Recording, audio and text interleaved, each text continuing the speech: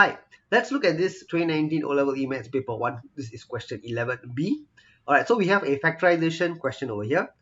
And as you can see, we have 4 terms. Whenever you have 4 terms in the question, alright, one of the techniques that you should first try out is the grouping technique. Alright, so in the grouping technique, we try to put terms together which have some common factors in them, and then from there we factorize them. So we can see that, okay, so if I were to rewrite the question here, 6ab plus 1 minus 3a minus 2b, I can see that this term 6ab and this 3a have a common term. I also have 6ab and 2b, so b is also a common term. So I can choose to group either way. Alright, so you can try it out and see which one is clearer for you, but either way you will get the same answer. So if I were to group this term and this term together, so let me first rewrite the question with these two terms side by side. So plus 1 minus 2b. Alright, so here you can see that for these first two terms, I can factorize out 3 and 8. So what I'll have left is 2b minus 1. Okay, plus, alright, so this second group is 1 minus 2b. Okay, so here you can see that in the first grouping, I have a 2b minus 1 in the bracket. In the second grouping, I have 1 minus 2b. Now, how do I rewrite this?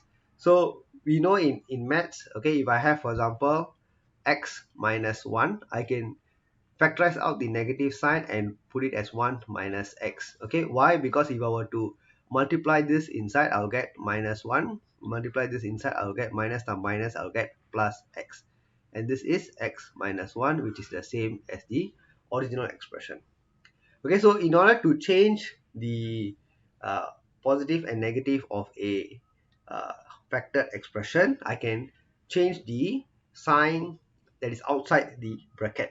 Alright, so what I can do here is, okay, over here I'm going to do that step, alright, and show you how to change the sign. So this positive, I'm first going to write the positive, and what I'm going to do is I'm going to put a negative, and then I'm going to change the positioning of the two terms. Alright, so as you can see, minus and plus here will give me minus 2b, and minus and minus will give me plus 1.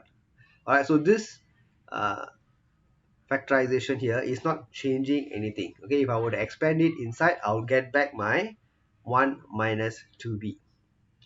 Alright, and then what I can do is I can say that this is, okay, so the first part is the same. So the plus and minus, plus multiplied by minus, I'll get a minus, so I'll get 2b minus 1. Okay, so of course over here, though we don't write anything, there's actually a 1 here, correct, as the constant in front of this bracket, of the second bracket. So with that, you can see that since both the factored terms in the brackets are the same, that will be one factor, and what is remaining is 3a and negative 1. So 3a minus 1 will be the other factor. Okay, so that is the final answer here for this question. Okay, thank you for watching, and I'll see you in my next video. Thank you. Bye.